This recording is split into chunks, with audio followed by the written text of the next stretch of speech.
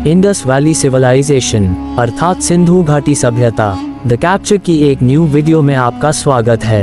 अपने अपने seat belt को पहन ले क्योंकि मौसम बिगड़ने वाला है।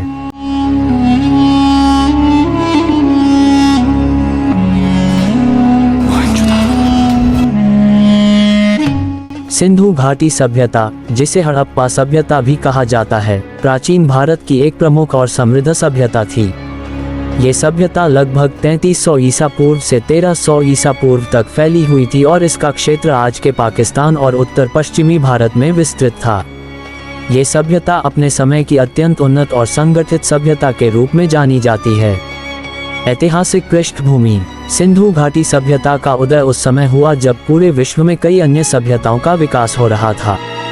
मेसोपोटामिया, मिस्र और चीन में भी उन्नत सभ्यताओं का उदय हो चुका था। सिंधु घाटी सभ्यता का विकास प्रमुख रूप से सिंधु नदी और उसकी सहायक नदियों के किनारे हुआ, जिनमें मुख्यतः झेलम, चेनाब, रावी, व्यास और सतलज शामिल हैं। नगर योजना और वास्तुकला: सिंधु घाटी सभ्यता की सबसे उल्लेखनीय विशेषता इसकी नगर योजना और वास्तुकला थी। हड़प्पा और मोहनजोदाड़ो जैसे प्रमुख शहरों में सड़कें, नालियां और आवासीय क्षेत्रों की योजनाबद्ध संरचना देखने को मिलती है।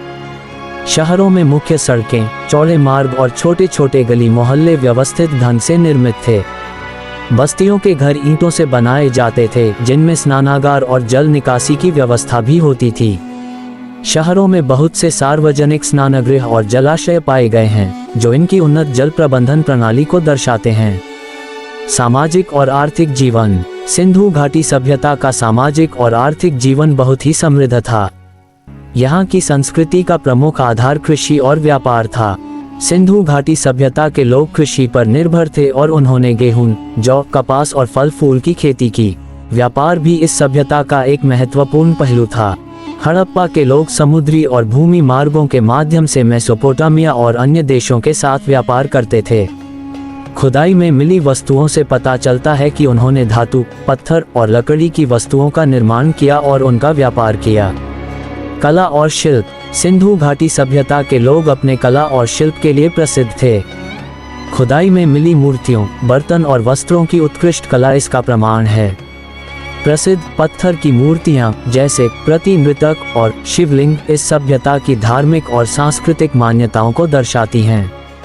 वास्तुकला में ईंट के काम की उत्कृष्टता और विभिन्न कलात्मक डिजाइन यहाँ की शिल्पकला की उन्नति को दर्शाते हैं। धर्म और संस्कृति: सिंधु घाटी सभ्यता के धार्मिक विश्वास पूरी तरह से स्पष्ट नहीं हैं, लेकिन खुदाई में मिली मूर्तियां और प्रतीक संकेत करते हैं कि यहाँ धार्मिक अनुष्ठान और पूजा का आयोजन होता था। इस सभ्यता के लोग सामाजिक और सांस्कृतिक समारोह भी आयोजित करते थे, जो उनके सामाजिक जीवन की समृद्धि को दर्शाते हैं। पतन और अंत: सिंधु घाटी सभ्यता का पतन एक रहस्यमय विषय है। इसके अंत के कारणों पर कई सिद्धांत प्रस्तुत किए गए हैं। कुछ का मानना है कि जलवायु परिवर्तन और सूखा इस सभ्यता के पतन के प्रमुख कारण थे।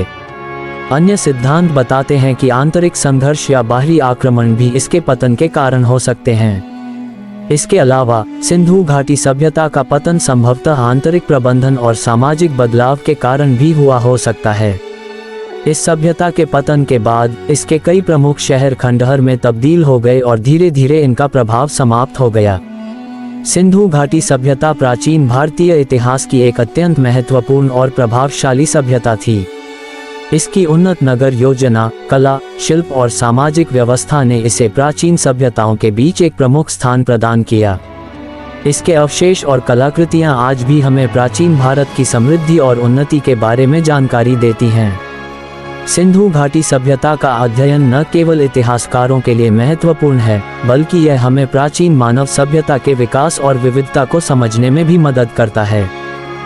अगर आप हमारे चैनल में नए हैं तो सब्सक्राइब के लिए दरखास्त है और हमें सजेस्ट कीजिए कि नेक्स्ट वीडियो हम किस पे बनाएं। तब तक के लिए अलविदा।